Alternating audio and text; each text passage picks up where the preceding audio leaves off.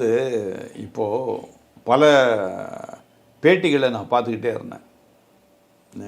ஒருத்தர் வந்து திமுகன்றாங்க, இன்னொருத்தர் சொல்கிறான் தாவேக்காலே அவங்களே உருவாக்கின ஒரு இதுன்றாங்க.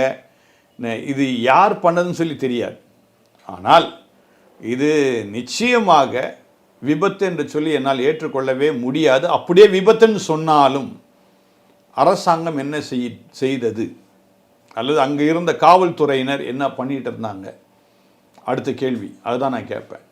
அதனால் நமக்கு தெரியும், அதாவது இவ்வளோ கூட்டம்னு தெரிஞ்ச பிற்பாடு அதுக்கு ஏற்றவாறு உடனடியாக நடவடிக்கை எடுத்து ஆகணும். அடுத்தது அவர் லேட்டாக தான் போயிருக்கிறார். விஜய் போனது 6:45 7 மணிக்கு தான் போயிருக்கிறார். ஆனால் அந்த இடத்துக்கு வர வேண்டியது 12 மணியோ 3 மணியோ என்னமோ சொல்கிறாங்க. அப்போவே ஒரு கூட்டம் இருந்திருக்கிறோம்.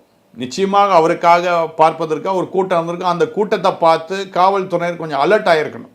இவ்வளோ கூட்டம் இப்போ வந்திருக்குது, அடுத்து விஜய் வந்தாருன்னா இது டபுள் மடங்காக ஆகும், அப்போ நம்ம என்ன செய்யலாம் அப்படின்னு சொல்லி கட்டாயம் இதில் முன்குறித்தே நிர்வாகத்துறையிலே செய்ய வேண்டிய காரியங்கள். அடுத்தது காவல்துறைக்கு ட்ரைனிங் கொடுக்குறாங்க. இதுதான் அவங்க ட்ரைனிங்க. சைக்காலஜிக்கலாக என்னென்ன ஆகும், ஒருத்தர் ஆர்ப்பாட்டம் பண்ணுறாங்கன்னா அடுத்தது என்ன பண்ண போகிறாங்கன்றது ட்ரைனிங் கொடுக்கறது தான் காவல்துறை ட்ரைனிங்க. ஒரு சராசரி மனுஷன் அது தெரியாமல் இருக்கலாம். ஆனால் காவல்துறையில் இருக்கிற அன்பர்களுக்கு, அது விசேஷமாக அந்த நேரத்தில் இருக்க ஐபிஎஸ் ஆஃபீஸர்ஸுக்கு, ஐபிஎஸ்க்குன்னு ஏன் படிக்க போகிறாங்க, அவங்க எல்லா விதமான சிச்சுவேஷனும் என்னென்ன ஆகும், எப்படி எப்படி ஆகும்னு சொல்லி படிக்கிறதுக்காக தான் அங்கே போகிறாங்க.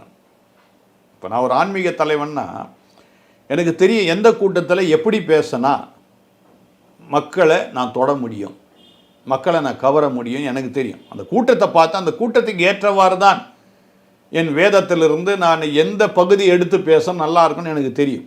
அதுக்கு தான் நான் போய் படிக்கிறேன் வேதாம கல்லூரியில். அதே மாதிரி ஐபிஎஸ்ன்னு படிச்சுட்டு வந்தவங்க இப்படி ஒரு கூட்டம் இருக்குன்னா அந்த கூட்டத்துக்கு ஏற்றமாக அந்த நேரத்தில் நிர்வாகம் பண்ணியிருந்திருக்கலாமே, ஏன் தடுத்து நிறுத்தலை? ஒரு தடுத்து நிறுத்தியிருந்தால் இந்த 40 பேர் உயிரிழந்திருக்க மாட்டாங்க.